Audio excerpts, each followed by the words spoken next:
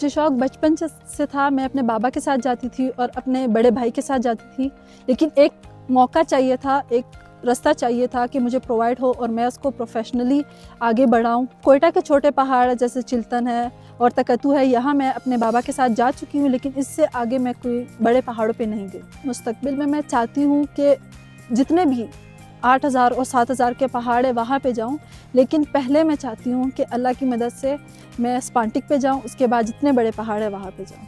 Balochistan institute for tourism, hospitality and culture management में मैं classes लेती थी माउंटेनियरिंग की। उन्होंने और एल्पाइन क्लब ने मुझे स्कॉलरशिप पे रखा। मेरा ज़्यादातर ख़र्चा उन्होंने किया, लेकिन फिर भी थोड़ा बहुत रह गया क्योंकि काफ़ी इनके जो चीज़ें होती है काफ़ी महंगी होती है इक्विपमेंट्स। मैंने शूज़ को बाय नहीं किया, शूज़ को मैंने रेंट पे लिया हुआ था और बाकी कुछ और भी ऐसी इक्विपमेंट्स थी जिनको मैंने रेंट पे लिया हुआ था। अभी तक नहीं लिए, लेकिन आगे इंशाल्लाह फ्यूचर में ले लूँ। पहले तो बहुत सारी मुश्किलात थी क्योंकि मुझे इतनी इजाज़त नहीं थी। पहले भी काफ़ी मुझे गेम्स में मौका मिले, लेकिन हमारी फैमिली ने मुझे इजाज़त नहीं दिया। लेकिन इस बार क्योंकि मेरे भाई ने मुझे सपोर्ट किया और इसलिए मेरे बाबा माने और मुझे जाने दिया। गवर्नमेंट ऑफ बलूचिस्तान से मैं ये कहना चाहती हूँ कि वो मेरी हेल्प करे। आगे जितने मैं पहाड़ों पे जाना चाहती हूँ, कम से कम मुझे इक्विपमेंट्स प्रोवाइड करें।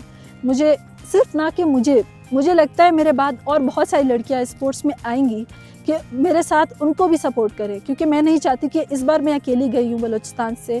सिर्फ बलूचिस्तान की मैं एक थी, बाकी हर सूबे की 3-3 लड़कियाँ थी, 4 लड़कियाँ थी।